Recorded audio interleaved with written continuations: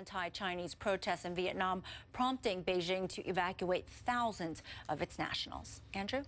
Now, Patricia, it's considered a promising emerging market and an attractive destination at the moment for investors. We're talking about the Philippines, which just last week hosted the World Economic Forum on East Asia, the first time the WEF has been to Manila.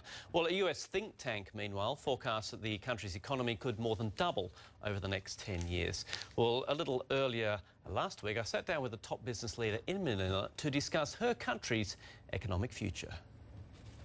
So we're trying to develop this area, farther to our side. Tessie Sai-Kosen is building a new Manila from the ground up. From her helicopter, she points out her company's emerging mini-city within a city.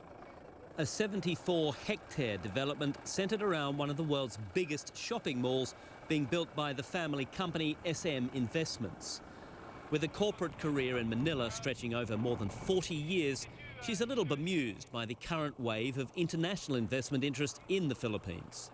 For the foreign investor, they see things differently. They judge you by the investment grade. They judge you by what they have seen in the news.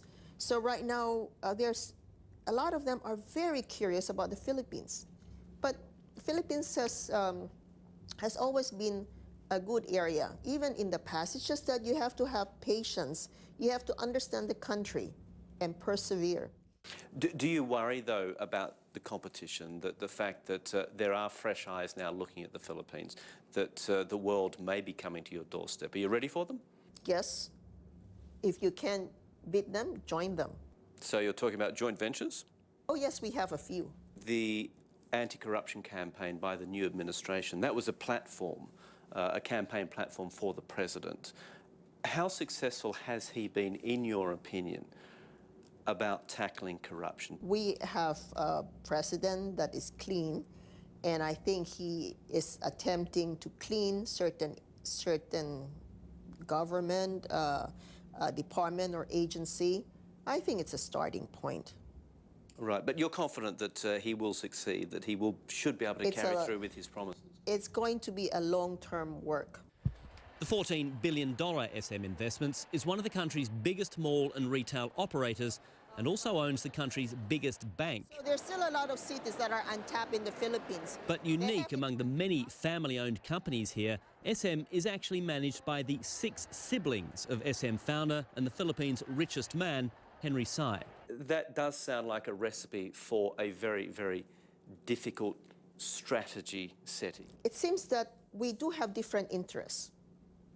I do not know how it happened, but it happened. So it's a matter of working together. And in the board, it's more of majority rules. So we were able to get into a lot of the discussions through that manner. The obvious follow-up question here is what happens when you get a 3-3 split? We would argue until we get a majority.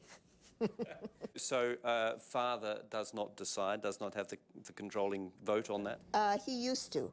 Right. But right now, when he saw that we were able to get along by ourselves, he got bored. You cannot avoid that there will always be some differences. But it's a matter of getting back to the table the next day. There you go, Tessie Sai-Kosen there. Interesting woman. As I say, one of 6 siblings running a company. Wow. Yes, and they all of the family went into the business, and they all get on very, very well and very effectively. And what struck you the most from your week there? In the Philippines? Oh, that's an interesting question. Well, just this. There is this incredible renewed sort of focus on the Philippines at the moment, and there is, as we said in the reports, there is a sense of positivism. Well, good. But you know what I'm trying to say. I know what you're trying to say. They certainly could use that positivism. Thank you. I don't know if I said it correctly either, but hey, if we both say it the same way, then it's okay. Well, we're going to take a quick break. I think Andrew and I need one. But coming up after the break, a significant announcement from the White House on the drawdown of U.S. troops in Afghanistan. We will have details on what President Barack Obama has planned.